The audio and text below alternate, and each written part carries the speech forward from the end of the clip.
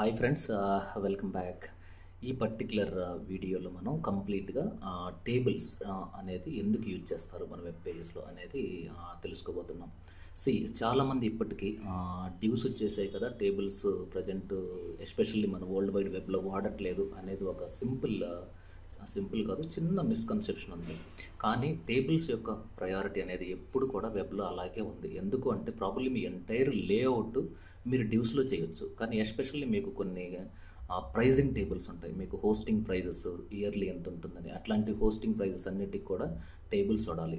అలాగే మీకు ఒక స్టూడెంట్ డేటా కానీ లేదంటే ఒక product yearly sales related reports మన వెబ్లో డిస్ప్లే చేయాలి అన్నప్పుడు కూడా టేబుల్సే వాడాలి. సో టేబుల్స్ చాలా కీ రోల్ ప్లే చేసే ఒక ఎలిమెంట్స్ అనమాట, ఎస్పెషల్లీ మనకు వెబ్లో. సో బేసిక్గా మీకు టేబుల్స్ గురించి తెలుసుకోవాలి అంటే ప్రాపర్లీ మీరు ఒక ఎక్సెల్ కానీ వర్డ్లో కానీ మీకు టేబుల్స్ ఇదే ఉంటారు.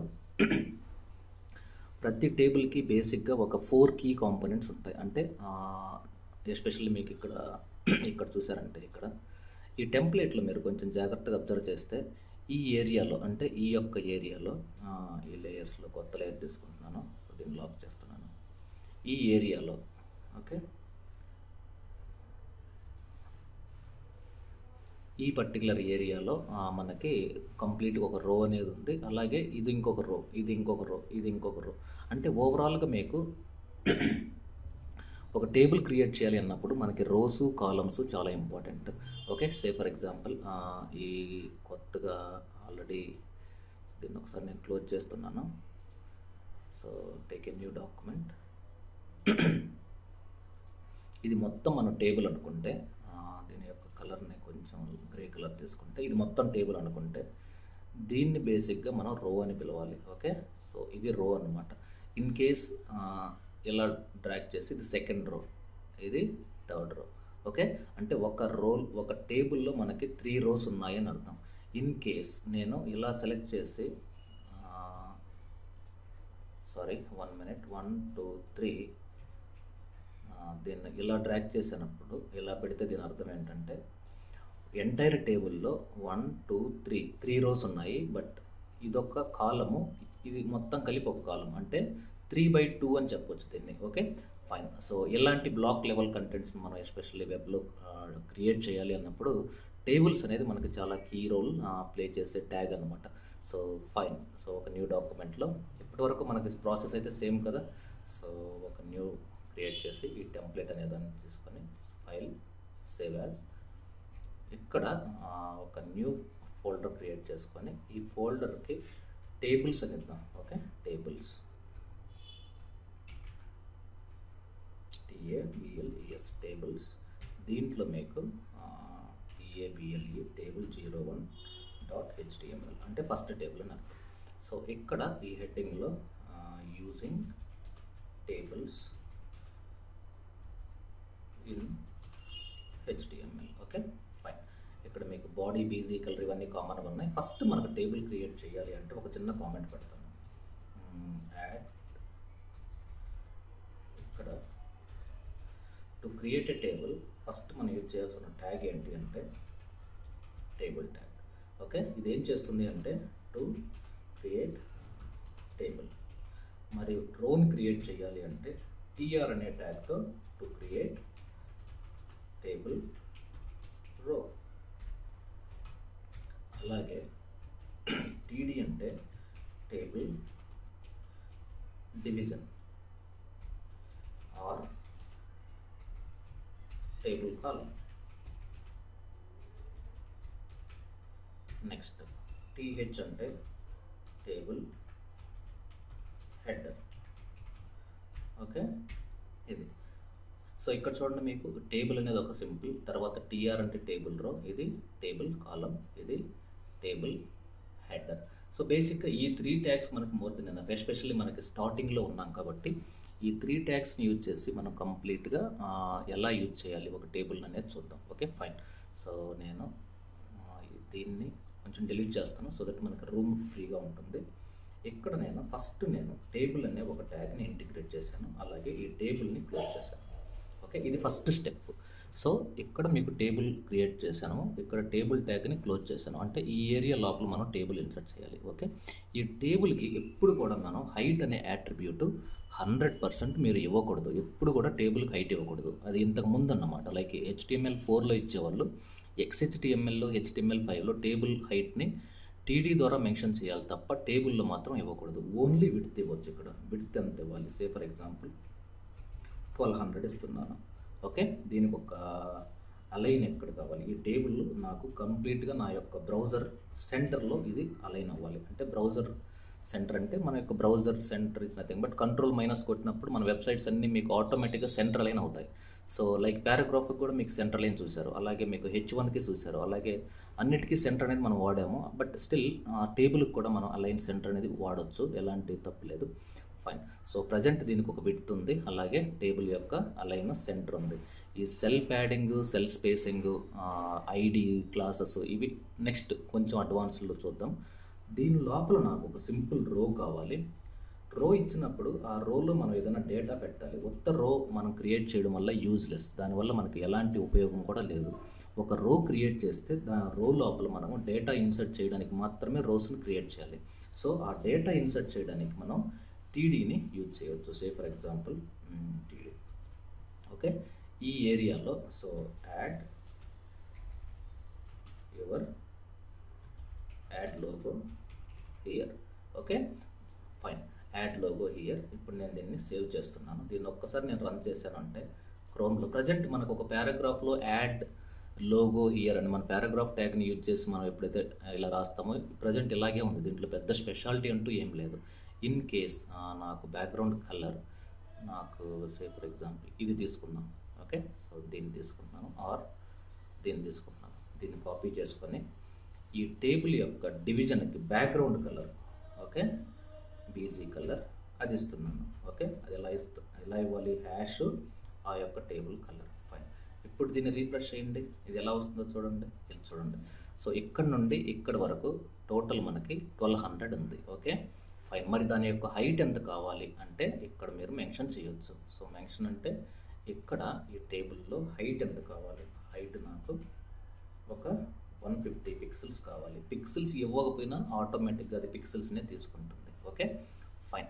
ఇది ఎంటైర్ బ్లాక్ అన్నమాట. ఓకే, ఇది టోటల్ ఇప్పుడు మనకి ఎంత ఉంది అంటే 1200 టేబుల్ యొక్క విడ్త్, అలాగే హైట్ వచ్చి 150. సో ఇది మొత్తం ఒక డివిజన్. అలాగే ఒక రోలో ఇది మొత్తం కలిపి ఒక రో. ఇంకొక రో కూడా నేను కాపీ పేస్ట్ చేస్తున్నాను. ఈ రోలో నాకు కలర్ కొంచెం డార్క్ ఇస్తున్నాను. సో దీన్ని కాపీ చేసుకొని ఈ సెకండ్ దాంట్లో ఈ బ్యాక్గ్రౌండ్ కలర్ మాత్రమే మారుస్తున్నాను. Okay fine. అంటే 2 రోస్ ఉన్నాయన్నమాట ఇప్పుడు. ఓకే, ఇప్పుడు దీన్ని రన్ చేసి చూడండి. ఇదిగోండి 2 రోస్.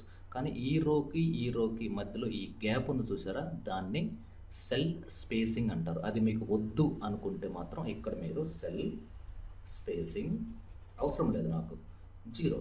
ఓకే 0 అని రాసేసి సేవ్ చేసి ఇక్కడ మీరు రీఫ్రెష్ చేస్తే ఆటోమేటిక్గా ఆ గ్యాప్ అనేది క్లోజ్ అయిపోతుంది. ఇన్ కేస్ ఆ రెండింటికి మధ్య సెల్ స్పేసింగ్ నాకు ఒక 15 కావాలి, లేదంటే 10 కావాలి. ఇప్పుడు ఇదిగోండి ఇంత గ్యాప్ వస్తుంది. Okay fine. అలాగే ఎన్నైనా యాడ్ చేసుకోవచ్చు. అలాగే ఇన్ కేస్ మీకు అది టోటల్ 1200 కదా, నేనేం చేస్తున్నానంటే ఒక 1200 అలాగే దీని యొక్క హైట్ 250 ఒక సింపుల్ ఇమేజ్ని తీసుకెళ్తున్నాను నేను ఇక్కడ. సే ఫర్ ఎగ్జాంపుల్ ఈ ఇమేజ్ని తీసుకెళ్దాం. ఇది తీసుకెళ్దాం. సో కాపీ ఇక్కడ నేను పేస్ట్ చేసి Ctrl+T అనే కమాండ్తో 1 minute ఓపెన్. సో ఇది తీసుకున్నాం. కాపీ పేస్ట్ Ctrl+T అనే కమాండ్తో దీన్ని కొంచెం సైజుని ఫోటోషాప్లో తగ్గించుకొని ఇక్కడ తీసుకెళ్దాం. Okay save fine. ఇంకా తగ్గించుకోవచ్చు, మనం ఇలా పెడదాం. Okay fine. ఇప్పుడు దీన్ని కొంచెం ఒక మాస్కింగ్ లాంటిది ఇచ్చేసుకొని కొంచెం ఫేడింగ్ ఇచ్చుకుంటే బాగుంటుంది కదా. ఇక్కడ ఏదన్నా టెక్స్ట్ అంటే ఎనీ సార్ట్ ఆఫ్ టెక్స్ట్ని మనం ఇక్కడ టైప్ చేయవచ్చు. ప్రజెంట్ నేను టెక్స్ట్ని టైప్ చేయకుండా డైరెక్ట్గా దీన్నే తీసుకెళ్ళిపోతాను. ఫైల్ సేవ్ యాజ్, మన ఫోల్డర్ ఎక్కడ ఉంది? డెస్క్టాప్లో, HTMLలో, టేబుల్స్లో, JPG ఫార్మాట్లో ఇది HEADER హెడర్ అనే పేరుతో సేవ్ చేశాను. మరి ఆ ఇమేజ్ ఇక్కడ యాడ్ చేయాలంటే ఏం చేయాలి? సో ఈ బీజీ కలర్ నాకు బ్యాక్గ్రౌండ్ కలర్ అవసరం లేదు, బ్యాక్గ్రౌండ్ అని ఇస్తాను డైరెక్ట్గా. బ్యాక్గ్రౌండ్ దాని పేరేంటి డైరెక్ట్గా ఫోల్డర్లో దాని లోపల ఏం ఫోల్డర్ లేదు కాబట్టి డైరెక్ట్గా హెడర్ డాట్ జేపీజీ ఇలా ఇచ్చేసాను అనుకోండి. ఈ సెకండ్ బ్లాక్ దీని యొక్క హైట్ ఎంత ఉంది, 250 ఇచ్చాను అక్కడ, ప్రాబబ్లీ 250 హెడర్. ఇప్పుడు దీన్ని నేను రీఫ్రెష్ చేశాను అనుకోండి, ఈ సెకండ్ ఏరియాలో నాకు హెడర్ వచ్చేస్తుంది. ఇక్కడ మీ లోగో, ఈ లోగో అంటే సే ఫర్ ఎగ్జాంపుల్ లోగో మీకు కూడా మీకు ఫోటోషాప్లోకి వెళ్ళిపోయి సో ఎంత ఉంది అది, సే ఫర్ ఎగ్జాంపుల్ 1200 పై ఎంత ఉంది, సే ఫర్ ఎగ్జాంపుల్ 100 అనుకుందాం. ఓకే 100 అయినా, ఐ థింక్ ఇట్స్ 150, ఎంత ఉంది 100 కాదు 150 ఉంది ఇక్కడ.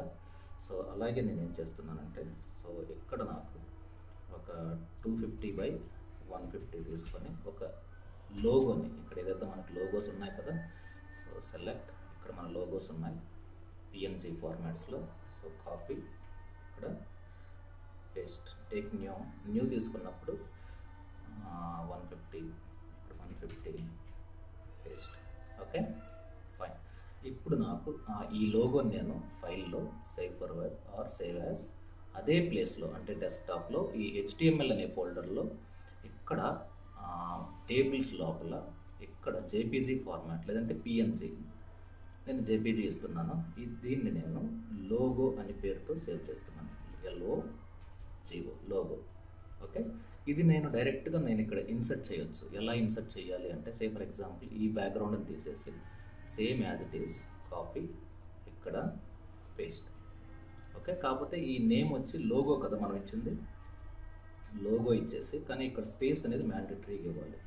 Okay fine. ఇప్పుడు నేను దీన్ని రీఫ్రెష్ చేశాను అనుకోండి, లోగో అనేది మొత్తం వచ్చింది మనకి. ఓకే ఇలా రాకుండా ఒకే లోగో, ఈవెన్ టెక్స్ట్ కూడా ఉంది, బ్యాక్గ్రౌండ్లో ఇస్తే మీకు ఆటోమేటిక్గా టైల్ అవుతుంది. అలా వద్దు అనుకుంటే మీరు దీన్ని ఏం చేయాలంటే Ctrl+Z, ఇక్కడ అంటే ఈ యాడ్ లోగో హియర్ అని ఉంది కదా, ఈ ఏరియాలో ఆ ఏరియా డిలీట్ చేసి అక్కడ మనం డైరెక్ట్గా ఇమేజ్ని ఇన్సర్ట్ చేయొచ్చు. IMG SRC దీని లోపల logo dot JPG. Okay fine. Background colour ఏమో ఉండాలి దీనికి, సో అన్నిటికీ నాకు వైట్ ఇస్తున్నాను. సో సేవ్ అంటే ఆ టేబుల్ యొక్క బ్యాక్గ్రౌండ్ వైట్ కలరు, ఆ టేబుల్ దాని లోపల ఇమేజ్ యాడ్ చేశాను. ఇప్పుడు నేను దీన్ని రీఫ్రెష్ చేశాను అనుకోండి, ఓన్లీ లోగో మాత్రమే వస్తుంది. ఓకే ఈ లోగోని ఇంకా సైజ్ తగ్గించాలి అనుకుంటే మనం ఇక్కడ తగ్గించవచ్చు. Okay fine. సో ఈ పర్టికులర్ వీడియోలో మనం సింపుల్గా ఒక ఒక